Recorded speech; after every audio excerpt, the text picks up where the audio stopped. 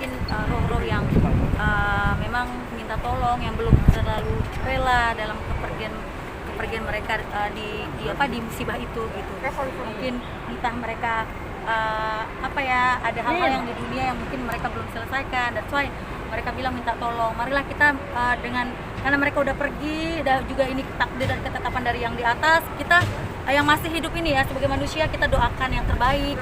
Kita baca doa bareng-bareng deh buat semua korban, sehingga semoga amal ibadah semuanya bisa diterima di sisi Allah, ya kan. Jadi sebagai orang yang masih ada, sebenarnya saya secara pribadi dan juga keluarga ikut prihatin ketika kemarin mendengar pesawat itu jatuh, dan itu treknya dari Jakarta ke Pontianak, dan Pontianak itu kampung halaman saya, dan bahkan saya pernah juga diputar-putarin juga kalau pulang di Pontianak, kalau cuaca buruk diputar-putarin, bahkan balik lagi ke Jakarta juga itu juga pernah terjadi gitu. Jadi saya tahu bagaimana rasanya, dan untuk keluarga yang ditinggalin, saya harap kuat-kuat, dan mari kita doakan, kalian nggak sendiri. Biarlah kita harapan kita semua korban yang udah dipanggil sama Tuhan menghadap Sang Khalik, biar tenang di sana. Kita hanya bisa berdoa, mendoakan semuanya amal ibadah mereka diterima di sisinya. Itu saja ya. Ada keluarga atau sahabat yang kena juga? Kalau keluarga sih nggak ada, cuma teman saya ada. Tapi itulah kayak sedih banget juga sih, karena kita nggak mengira-ngira, ternyata ya namanya inilah kehidupan itu kan, kita nggak ada yang tahu, misteri depannya. Jodoh, maut, rezeki semua di tangan Tuhan, semua di tangan yang di atas. Jadi harapan kita untuk sebaik mungkin lah, kita sebagai manusia yang masih ada ya, kita lakukan sebaik yang kita bisa dalam hidup ini. Kita lakukan sepositifnya mungkin, sebisa mungkin untuk membahagiakan orang-orang terkasih tersayang kita yang masih ada. Oke, kalau ada benci, dendam, oke, kita maafkan lah gitu tadi. Karena kita nggak tahu waktu kita kapan dipanggil gitu. Itu kematian itu sesuatu yang pasti loh.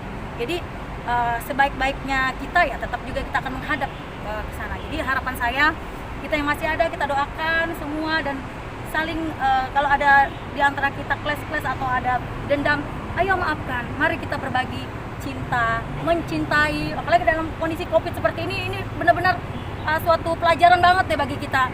Ini kayak waktu berharga kita untuk kayak mari introspeksi diri lagi, apakah hubungan kita dengan sanak saudara, keluarga kurang baik. Mari silaturahmi lagi, mari jalin komunikasi lagi yang baik. Karena ya hidup itu sementara di dunia. Kita nggak tahu kapan waktunya kita datang, kapan ketetapannya Tuhan datang untuk memanggil kita menghadap Sang Khalik ya. Itu aja sih dari Eva Belisima. Saya mendoakan semua teman-teman, rekan-rekan juga, dan semua penduduk Indonesia bahkan dunia untuk saat ini yang lagi lagi berduka dan juga lagi fighting entah itu menghadapi corona atau musibah-musibah, bencana-bencana. Ayo kita doakan, kita kuat. Eva, hubungan dengan Kiwil gimana Mbak Eva? Kabarnya kan kalau hubungan itu kan settingan kan, kalau emang secara resmi menikah gitu mungkin. Kalau itu kan dibilang setting, bukan satu dua orang yang bilang settingan. Tapi intinya yang tahu yang kebenarannya siapa, orang kan di luar sana cuma mencuit-cuit. Sebaik apapun orang pasti ada aja yang coba-coba mengkorek-korek hal-hal yang di luar itu. Tapi saya bilang apapun itu pandangan orang terhadap saya dan kehidupan pribadi saya bersama keluarga atau orang-orang yang saya kasihi, cintain, itu biarlah menjadi bagian bagian penting dari hidup kami, dan nggak ada settingan. Ya kali kita mempermainkan pernikahan, nggak ada. Kehidupan itu mungkin ini settingan by God, settingan dari Allah, dari Tuhan. Mbak, kalau benar-benar Mbak Rohimah kan nanti tanggal 20 sidang, kalau misalkan dia memutuskan untuk bercerai, ada rasa bersalah gak sih? Kalau bisa sih jangan. That's why aku mengambil langkah untuk mundur, karena harapan saya besar, harapan saya bahwa semua bisa kembali sedia kala, bisa Mbak Rohimah bisa menerima lagi kembali Mas Kiwil, ya namanya walaupun dimanapun kan mereka udah susah senang suka duka bersama selama kurang lebih 22 tahun. Jadi itu kayaknya kalau harus berpisah mereka, itu kayak buat saya juga kayak kesedihan juga. Masih ada komunikasi nggak sih dengan Elsa? Masih komunikasi masih. Eva, Apa yang membuat tapi pihak apa sih? Legowo untuk mau mundur? Siapa? Apa yang membuat Legowo? Saya sebelumnya kan ketika udah ketemu sama Bunda Rohimah, saya menyadari benar-benar, saya tahu ternyata saya memposisikan diri saya sebagai perempuan, sebagai seorang ibu, sebagai seorang istri. Saya tahu juga ini berat sebenarnya. Lagi-lagi ya harus dikasih pertanyaan seperti ini, ya aku bilang ini berat. Aku udah bilang sama media ini berat, tapi apapun langkah yang saya ambil, harapan saya itu yang terbaik bagi kamu, bagi saya, Mas Kiwil dan Bunda Rohimah, karena saya mau semua baik-baik. Komunikasi Mas Kiwil ngerayu untuk balik lagi gak sih? Dia kemarin sih awalnya ya ketika saya telepon atau kita diskusi untuk itu, dia sebenarnya awalnya nggak terlalu ya, tapi dia balikin lagi, dia bilang saya balikin kamu sama Bunda lah, karena ya dia bilang kalau kalian udah nyaman, udah bahagia, asalkan kalian bahagia dan keputusan, ya saya ikut aja lah, saya ikutin aja lah. Dia kan begitu agak ya segitu, tapi ya jujur saya juga sedih, beliau juga pastinya sedih. Saya tahu itu nggak mungkin orang yang berpisah itu bahagia, nggak ada kayak gitu. Tapi intinya saya ikhlas. Ada rencana untuk ketemu keduanya atau ketemu dengan Mas Kiwil atau Mbak Reni untuk ketemu langsung?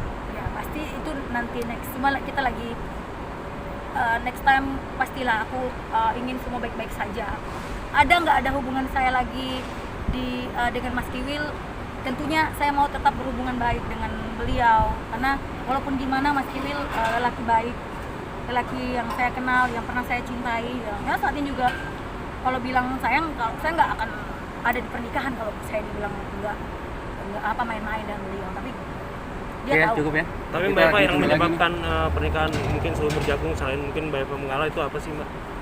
Aku bilang kan intinya ini pilihan sih, kehidupan itu adalah pilihan, dan kadang pilihan saya keliru mungkin atau apa, tapi whatever kemarin kalau dibilang kamu nyesal nggak sih atau apa sih yang buat, saya bilang nggak ada yang saya sesalin, semua saya syukurin dalam hidup saya, baik buruk, kejadian, susah senang, kepahitan demi kepahitan yang saya lewatin.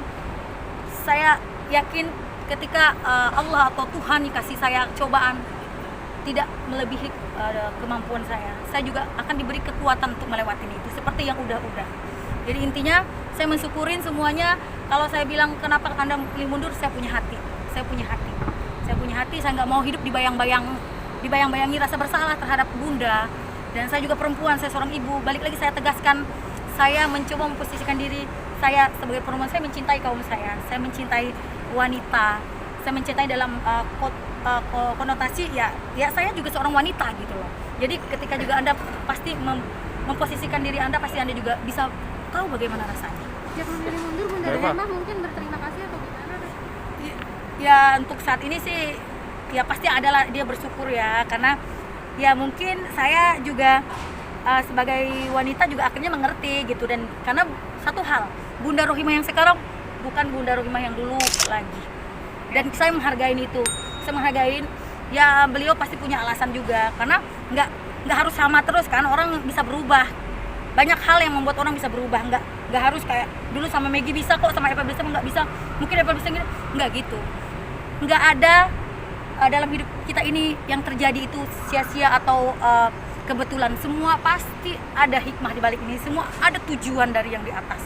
Oke, itu aja sih. Makasih.